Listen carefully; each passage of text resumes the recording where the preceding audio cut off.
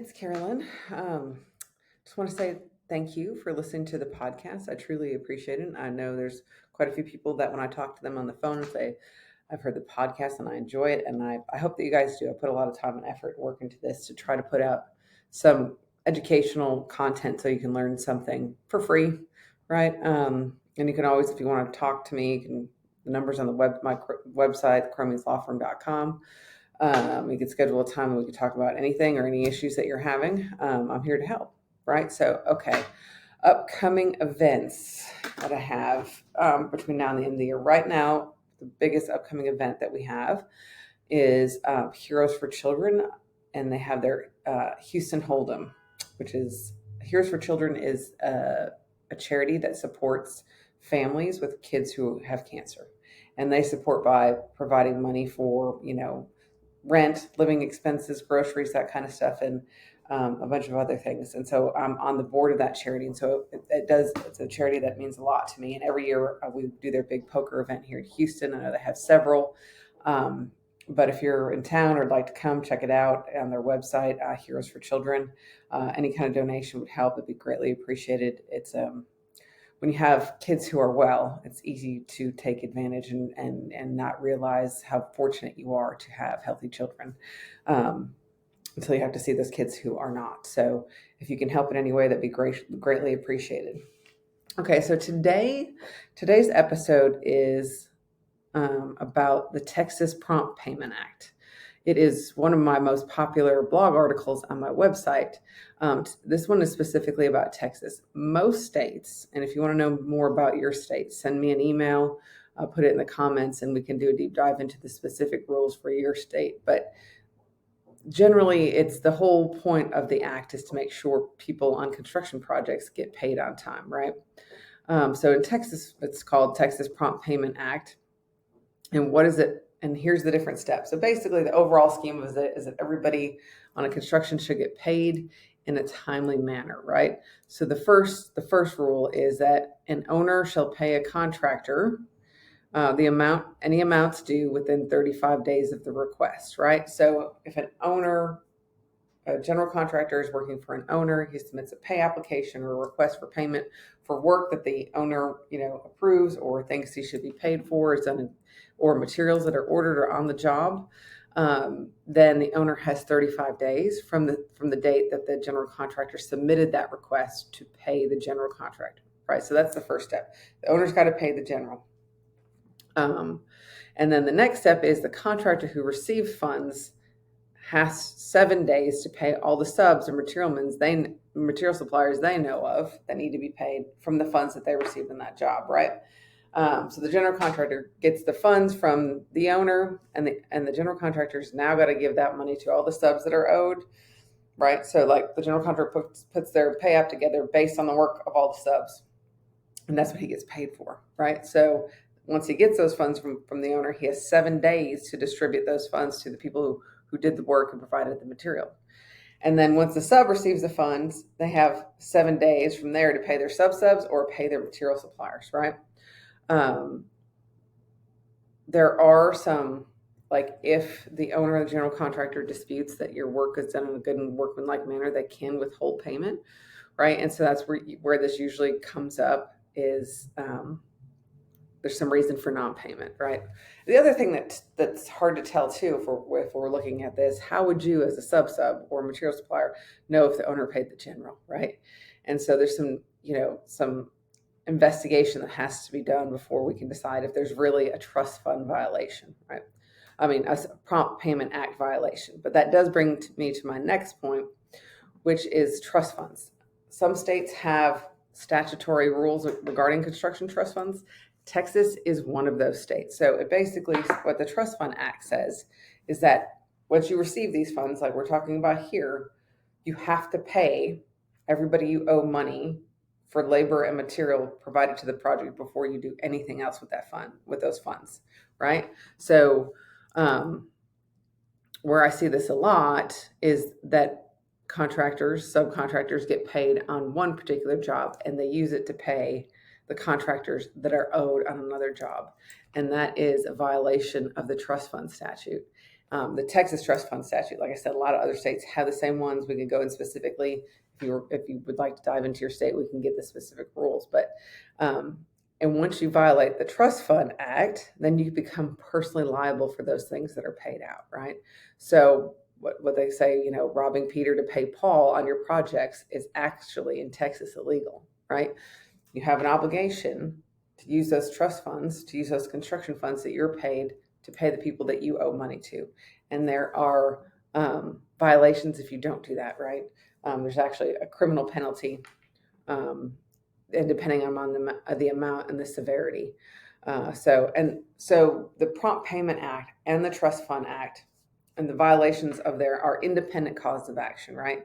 Meaning that you could bring it by itself, like if somebody violates the Prompt Payment Act, you could sue them for that. Or, you could also have a lien claim, you could have a breach of contract claim. All of these claims kind of accumulate, but you could just bring it for the Prompt Payment Act or a trust fund violations, right? So one of the other things too is that under this Prompt Payment Act, you can get attorney's fees if you're successful in the lawsuit, right? One exemption the owner does have from liability under the Prompt Payment Act is if it's the lender's failure to timely pay, right? So if they made the request from the lender and the lender doesn't pay within 35 days and it's not their fault, they can't be held liable under this act, right? Okay, so probably the biggest thing about the Texas Prompt Payment Act is that it does give you the right to suspend work, meaning stop work if you have not been paid. Now, I say this with great caution because don't just stop work. First off, you have to send a 10-day notice to the owner and the lender that you're going to stop work because you haven't been paid and they're in violation of the Prompt Payment Act, right? So the main thing is that they have to realize is that the owner has paid the general and the general has paid the sub. And the problem is that where you sit as a sub or material supplier, you don't know if that's happened. Even as a subcontractor, you don't know if the owner's paid the general, right?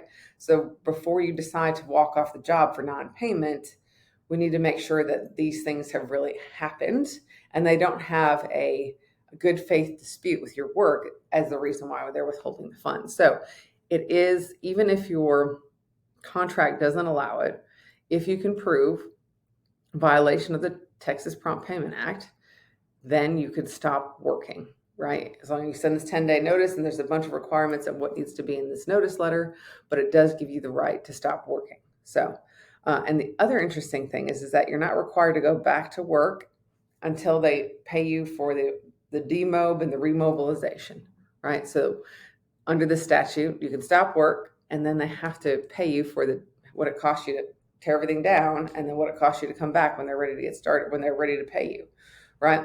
So these are great remedies, but we have to make sure they're actually in violation of the law, or we have some pretty substantial evidence that they are, right? Because if not, and you do this incorrectly, then technically you're in breach of your contract and now you're up to be terminated and facing huge damages for not completing your work, right? So in order for you to stop working for non-payment under the Texas Prompt Payment Act, we have to prove that the owner paid the general within 35 days. The general got those funds and didn't pay you within 7 days, right? We have to prove that. And then you also have to send a 10-day notice letter that says, hey, I prove this. You still haven't paid me. If you don't pay me, I'm going to stop working in the next 10 days. And there's a bunch of other required language that needs to be in there. And I won't come back until you pay me my demobilization, my remobilization cost, right? So that we want to be upfront about this and try to prevent it. It is another leverage and way to get paid, right? So just keep this in your back pocket and know if payments are late and you think that the GC or that the sub you're working for has been paid, let's have the conversation. Why do you think that? Can we prove it? What does it look like? Can we stop working? Right? Okay, and then there's 2 exceptions in Texas. This doesn't apply to residential projects and it doesn't apply to government jobs. So the government is exempt from prompt payment. It doesn't apply to them, which government jobs are so slow paid general, as you know. But, okay,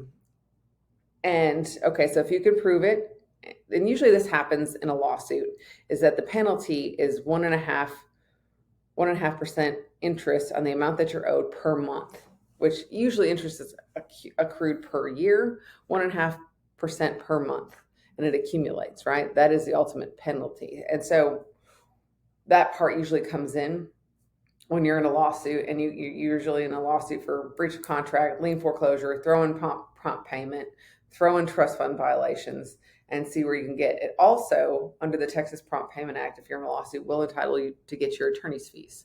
You can also get in Texas, your attorney's fees for liens and your attorney's fees for breach of contract if the contract calls for it, right? So it's another cause of action, another way to entitle you to get, number one, paid, get interest for not being paid on time, and get your attorney's fees. And if we're at this stage in the game, you're probably not working on the job, or the job is over and you just haven't been paid. So this is a very creative way to actually get the interest for the time that you've been without your money, because time is money, right?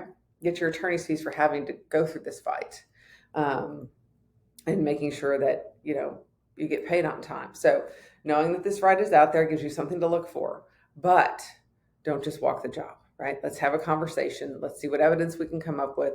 Let's write the 10-day notice letter before you actually leave the project, right? So you do have this right, and it's regardless of what your contract says, right? You have the right to stop working, and you don't have to come back until they pay you for the demobilization and the remobilization, right?